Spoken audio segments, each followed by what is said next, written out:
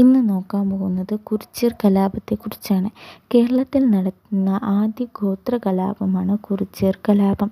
കേരളത്തിൽ നടന്ന ആദ്യ ഗോത്ര കലാപമാണ് കുറിച്യർ കലാപം. കുറിച്യർ കലാപത്തിൽ പങ്കെടുത്ത ഗോത്രങ്ങൾ കുറിച്യർ ഗോത്രവും കുറുമ്പർ ഗോത്രവുമാണ്. കുറിച്യർ കലാപത്തിൽ പങ്കെടുത്ത ഗോത്രങ്ങൾ കുറിച്യർ, കുറുമ്പർ.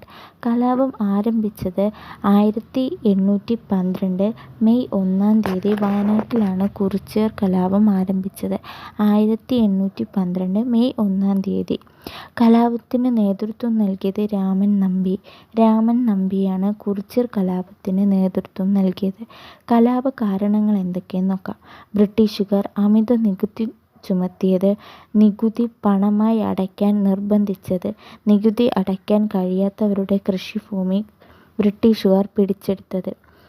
ബ്രിട്ടീഷുകാർ അമിത നികുതി ചുമത്തിയത്, നികുതി പണമായി അടയ്ക്കാൻ നിർബന്ധിച്ചത്, നികുതി അടയ്ക്കാൻ കഴിയാത്തവരുടെ കൃഷിഭൂമി ബ്രിട്ടീഷുകാർ പിടിച്ചെടുത്തത്. നികുതി പരിഷ്കരണം ഏർപ്പെടുത്തിയ ബ്രിട്ടീഷ് ഉദ്യോഗസ്ഥൻ തോമസ് വാർഡൻ ആണ് നികുതി പരിഷ്കരണം ഏർപ്പെടുത്തിയത്. ത്തിന് നേതൃത്വം നൽകിയ മറ്റ് അംഗങ്ങൾ പ്ലാക്ക ചന്തു, ആയിരം വീട്ടിൽ കോന്തപ്പൻ, വെൺകലേന്തൻ കോളു എന്നിവരാണ് മറ്റംഗങ്ങൾ. ലഹളയുടെ മുദ്രാവാക്യം വട്ടത്തൊപ്പിക്കാരെ പുറത്താക്കുക. വട്ടത്തൊപ്പിക്കാരെ പുറത്താക്കുക എന്നതാണ് കുറിച്യർ കലാപത്തിൻ്റെ മുദ്രാവാക്യം. ബ്രിട്ടീഷുകാർ കുറിച്യ ലഹള അടിച്ചമർത്തിയത് 1812 മെയ് 8. 1812 മെയ് 8 ബ്രിട്ടീഷുകാർ കുറിച്യർ ലഹള അടിച്ചമർത്തി. കുറിച്യർ ലഹള അടിച്ചമർത്താൻ തലശ്ശേരിയിലെ sub collector Thomas Harvey Baber ആണ് തലശ്ശേരിയിലെ സബ് കളക്ടറായിരുന്നത്.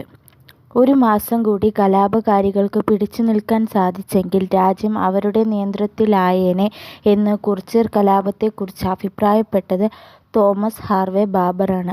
ഒരു മാസം കൂടി കലാപകാരികൾക്ക് പിടിച്ചു നിൽക്കാൻ സാധിച്ചെങ്കിൽ രാജ്യം അവരുടെ നിയന്ത്രണത്തിലായേനെ എന്ന് കുറിച്യർ കലാപത്തെക്കുറിച്ച് അഭിപ്രായപ്പെട്ടത് തോമസ് ഹാർവേ ബാബർ.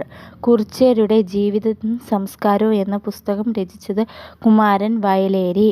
കുറിച്യരുടെ ജീവിതവും സംസ്കാരവും എന്ന പുസ്തകം രചിച്ചത് കുമാരൻ വയലേരി. രണ്ടാം പഴശ്ശി കലാപ സമയത്തും തലശ്ശേരിയിലെ sub collector Thomas Harvey Baber തന്നെയായിരുന്നു.